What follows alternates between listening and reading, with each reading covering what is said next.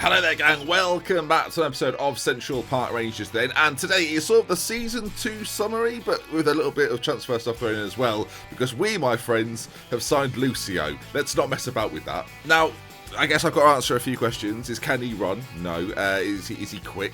No. Is he capable anymore? Well, who knows? He's the worst player in the team, which I think is a positive. When Lucio is the worst player in your team, that's not too bad. 42 years of age, 105 caps for Brazil, has played for a since 1996, viewers. We're now in 2020, as far as the save goes. Bayer Leverkusen, Bayern Munich, Inter Milan, Juventus, to name just a few of the European giants that he featured for. And now he plays for Central Park Rangers. We bought him for $725. Wow. The flight to America is more than that. So, right then. But there he is, Lucio. Look, he's not here to play every game. He's here to be a leader in the dressing room. And I feel like we were lacking leaders in the dressing room. Last year, there was a few moments that were a little bit helter-skelter. We brought Lucio in just to calm things down. He's not a very calm individual. He's outspoken, evasive, and he plays mind games. So, good. And he's retiring at the end of the year. No, he's not. He's retiring this year. 12th of... I've only just seen that, viewers. That's new to me now. I don't know whether that was the case. So we've got him for a few months. Lucio, veteran. He's 42. He should have retired. Landon Donovan's 4 years younger than him. I mean, ugh. So, looking at last season, and a nice way to do this is sort of to compare it to the first year that we had in League 2. Now, we conceded 24 goals last season, and the season previous to that, we conceded 35. So, we conceded less goals, but we scored significantly less. 88 goals for us in that first year, and then only 66 in the second year. We certainly weren't as good going forward, and the system has changed a little bit because of that going into the new season. And that then brings me to the released players screen. Now, some of the guys have retired. I say some. Zaid has retired. Has now gone off to become a scout. You may well see him return to us at some point. But you can see lots of names there that have featured for me in the last couple of years that have moved on. Some of which hurt a little bit. But when you see the squad that we've assembled for this season, it'll kind of make sense. So you can see there then, Lucchini has gone on a free transfer, as has Guillem Torres. He's the one player actually that I thought we maybe could have had stick around for a little bit longer, but we've let him move on. Perry Marasovic was a decent player when we had him, but he's gone as well. Daniel Scott, Ronaldo Vieira, who was recently brought in. Brian Berment, I mean, that one hurts a little bit, but you can see from the scout summary, he's not quite the player he once was. It was okay for me last year, but we're stepping up to League One now. I want to be better. Again, you'll see when we see the reinforcements. We've made some nice additions. Carl McTurk's gone as well, and then that first season, 10 assists, was a superstar. Didn't feature so much last year, though, as Sandoval has sort of taken his role, and is doing a pretty good job, so we're going to keep him in there for now. And then David Pacheco has also left the team as well. A decent striker, but 10 finishing, 10 composure, 12 off the ball. Decent physicals, but we needed a bit more. 5'5" with 2 strength. Might not cut it in the upper divisions. So, sorry, David. Sorry about that. It's also worth noting that Oleg Shutov has left as well. He's gone to Poltava, which is in Ukraine. So he's gone back to Ukraine. I'm sure we'll enjoy that more. And you can immediately see then on that left-hand side, we have not just brought Lucio in, but a host of new players. Tier 5 is where we sit now then. So the equivalent in England would be the Vanarama National League. We've done okay, though. I think we've brought in a couple of players for big-ish money. Spent 275,000. If you were to compare that to the rest of the league, we'll do that quickly now. At least so far this window, it's worth saying. You can see we are third on that list, so it's a newly promoted side. We've not spent money. We didn't really spend money last year. We've saved it up a little bit, and we've been able to go out in the window a little bit and spend that. I suspect other teams will spend continually throughout the window, whereas our work is kind of done now. There's 7 weeks left to go. I can't imagine there's any reason to bring anyone else. The level of play we've got, we've sort of maxed that out. I don't think they'll necessarily attract anybody else. And a lot of our targets that we were looking at were snapped up by teams in tier 1, 2, and 3, so that's disappointing. So as sort of a prequel to next season, and I look at last season's players that have remained as well. Let's go through some of the players that we've brought in then, and let's start with Yusuf Hernandez from Atlante. I think that's how you'd say it, similar to that. 3.5 star current ability, according to our scouts, can play that right-hand side. I've brought quite a few wingers in, and he's the first of those. Costa Rican, has been around a little bit, has played in Costa Rica, has played in America as well. Was part of the Asensio League last year, so a couple of tiers above, and we've brought him in, and hopefully he'll do an okay job. 120,000. It was more of an attribute-based thing. He's very good at crossing the ball, very quick. Decision-making is very smart as well. So in that final third is the sort of play we were looking for, really. For $100,000 then, Corbin Bone has been brought in, 31 years of age, central midfielder, very experienced, has got some caps for the under-20s level in America as well, so that would have been quite some time ago. You can see he's played in all sorts of parts of America, Chicago, Cincinnati, as well as a few others in there as well. Last year played in League One for York 9 FC, and I think he's a decent addition to our midfield. As I said before, Brian Bement and a few others have left, and he's just a small upgrade on some of those players, not a huge upgrade, but a small upgrade. Admittedly, we've spent money on him, but I think we were paying for the experience. It's a similar situation with Lucio, is that I wanted a few more players that could come into the side and be that experienced midfielder that we need in the midfield going into this season. So Corbin Bone, welcome. Next up, Danny Barrow. Fans of English football may well recognise him. He played at West Brom in the youth system for a little bit before going into Bath and Truro, and has then gone off to America, where he's done a few little bits and pieces. Was in the Championship the tier above last season. We've brought him in down to League One though, $77,000, about £50,000, and I think a decent addition. It's not a superstar, but it's got some nice attributes in nice places. Lots of 11s in there, you'll notice. Moving slightly further down, George Castanda, I think looks like a decent centre-back. Can play across the line. Guatemalan can play at left-back, can play at right-back. Not fantastically, but can do a job there if we need reinforcements. Again, not a superstar at all, but a nice squad player to bring in. And I've got to say, for 59,000 or so, I think it's not too bad of an addition. Some of our free transfers and loans make these look a bit rubbish, but you'll see in a moment. James Musa is another player that we've brought in. Central defensive midfielder is where I think I'll probably play most as that sort of ball winner. Although we're not playing with that position this year, it's going to be interesting to see if we then go back to it, or if we end up playing two in that position with Carrasco. You'll see that as we get to it, but you can see some really, really nice attributes in there. Physically fantastic, 6'3", 28 years of age, New Zealand international, and again, it's been around a little bit, spent some time at Fulham. I'm not sure Fulham fans will remember that very well though. Hereford fans might, they played 15 games for them a few years ago, and since then, New Zealand, Australia, America, he's done it all, and in the last 4 years has played in 4 of the different divisions, so that's quite funny as well. Of course, Lucio, who have touched upon, Rapid. Rodrigue L, I think is maybe how you'd say it. Backup centre-back, Cameroonian defender, decent physically, decision-making's not too bad, and then tackling, marking, heading, the core aspects for a defender, he's not too bad. Again, not a superstar, very much a backup. And it's quite a similar story for Okuma. I mean, that's similar, I think. The American, sorry, I can't pronounce his name very well. I'll be honest, I've never seen those two names together, viewers. I won't lie to you. Again, another decent backup defender. Heading, marking, tackling are all okay. Physically a little better than the previous guy, 6'2" as well. Work rate, teamwork, leadership's not terrible. Nice bravery as well. Again, very much a backup player, but I think we'll do okay. Now we come to some of the loans, and the loans I think are quite exciting. The first one then is Brandon Savania. You've seen a few players have left the club, and I mentioned before that bringing new players in was a part of that. You've seen a couple of the midfielders already, but this is another one. Brandon, I think, could be really good for you this year. Just nicely well-rounded, has got all the right attributes in all the right areas for this sort of division, and I'm sure we'll see him feature quite a lot. 21 years of age as well, on loan from FC Dallas. He's not played too much football for them. He had a loan spell at Tulsa. I think he's mainly played sort of backup games for them, non-competitive matches. But he played for them quite a lot. So it's not like he's not had football, he's just not had a really high level of football in the Premiership. So we've brought him in. Of course, that's the second tier in FC Dallas.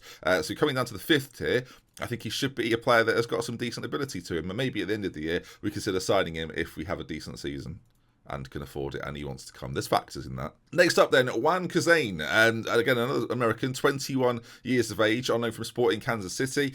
Played a game for them in the Premiership as well, so that's nice to see. We'll see then, if we take a look at it. Look at him even, I've clicked off his name. Attacking midfielder, left-footed this time as well, and again, I'm really looking at key attributes that I really want him to have. So he's got okay dribbling at 12, decent first touch, really good flair, and his physicals aren't too bad too. And you'll notice that in the last 2 years, we've not had players in this attacking midfield role. This year we've got a couple, as you'll see in a moment as well, and Kazane is just one of those. I don't think he'll be starting for me, but I think that to have options off the bench to change games late on is what we've lacked in recent seasons, and we'll have that now with him. Okay, strikers. Now, few have left the club. We've still got Brady here. Chris Brady's still at the club, but I wanted someone else. So we've gone to Mexico, and we've got ourselves a loanee from over there then. Of course, it says he's been playing in America in the tiers above. Played in League One a couple of seasons ago on loan and got 11 in 40, and I think since then that's probably improved. At 20 now, 15 dribbling, 14 finishing, 14 first touch, 14 off the ball, 13 composure, really good agility and acceleration too. Work rate's a little bit of a concern, and it doesn't look like his link-up play is going to be too good. But as a sort of finishing off piece up front, I think he could be perfect. When we're not getting the goals out of Chris Brady, I think having Cesar Loria to come on will be really nice for us. And yeah, really pleased with this addition. Another good loan signing, I think. And then finally, 18 years of old from India 11, the man that's probably going to start in behind my strikers this season is going to be Peter Caldwell, who I think has got some really nice attributes to his name. His passing needs a little bit of work, but I think everything else, physically really quick as well off the mark. Lovely first touch as well. I think we've got ourselves a decent little player here. Nice vision on him. 12 to me in this tier is pretty good. With 14 determination, I think we've got ourselves maybe a little diamond in the rough. 18 years of age, again, hasn't played massive amounts of football, but played for India 11, 8 appearances, 4 assists in those games. So that's what we're looking for. A little bit more creativity behind the strikers, and I'm hoping we get that with this guy. Composure, decision making, questionable, but I do like his physical attributes. I think they make up for that. So then this is how the team looks going into next season. You'll notice quite a few names are familiar, very much so at the back. The back five, somehow, throughout all of this, you saw our good defensive record at the start of the episode. It was pretty good. So I've kept with faith. I've kept faith with the back five. Firino, Sandoval, Scarlett, Samayo and Thompson remain as my consistent back five for now. Of course, there will maybe be changes the deeper we go into the season. I'm sure Lucio at some point will play at least one game for me. In the sense of moving slightly further forward, with Brian Bement leaving the team, there was a spot available for somebody to take that, and Bones in there then. I do expect big things from this guy. I think he's a really good player. He's got the experience. I like him. I think he's just what we need in the middle for this sort of season. Not a superstar by any sense, but again, will give us that stability in the middle. Next to Matured, who we know very well, Matured Cheddar, Jeff Matured, who I still think can do a decent job. His physical attributes, again, really important. Gets up and down, plays that Mazzala role.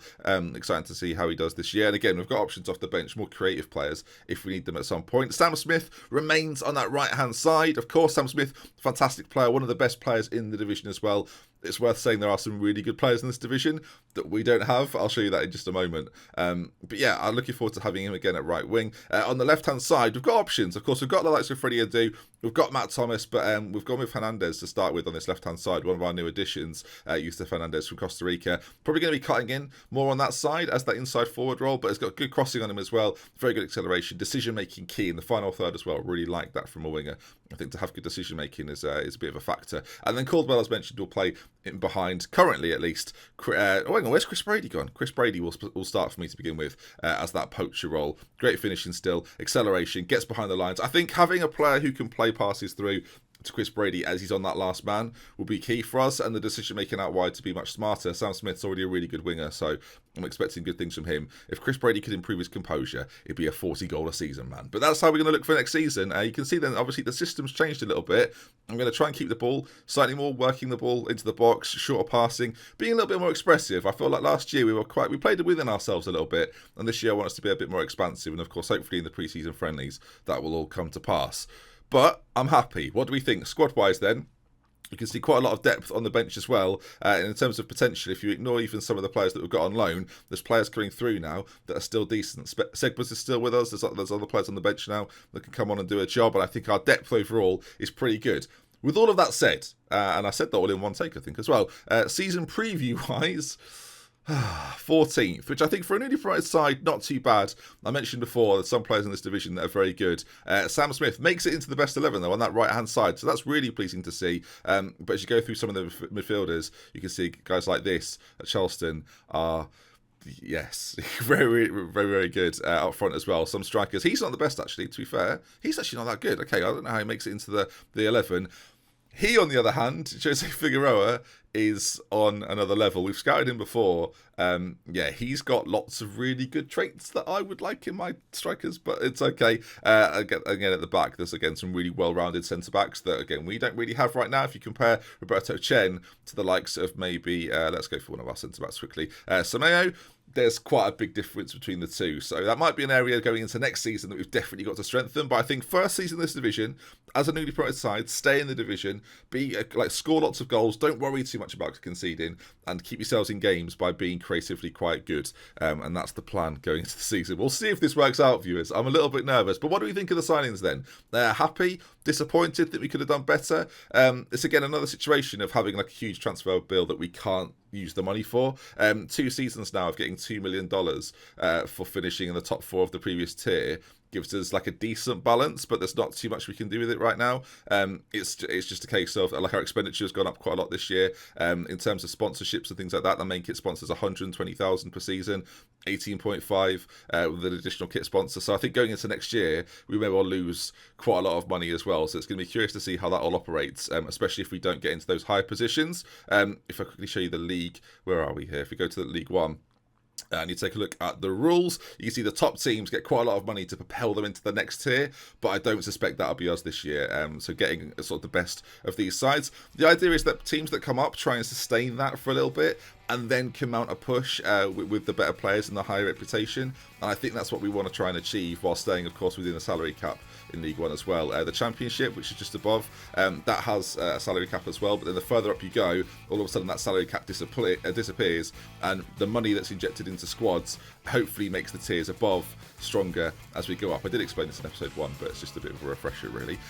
So I'm excited to see how this goes. Of course, the database will be available to you tomorrow. Keep an eye out for that, and that's going to bring this episode to an end. If you've enjoyed this little recap, roundup, and transfer bonanza, should we call it? Let's go with bonanza. Do leave a like on the video if you want to see more. Subscribe to the channel, and I'll see you tomorrow for more Central Park Rangers as we kick off our season against, actually, who do we play first game? We've got some cup games. I would do the friendly against Thames, who are still in the Vanarama South. And will be available to play with on the database, by the way. That's something I'm just sorting out and making sure that's all alright. But it's going to be Orizabar.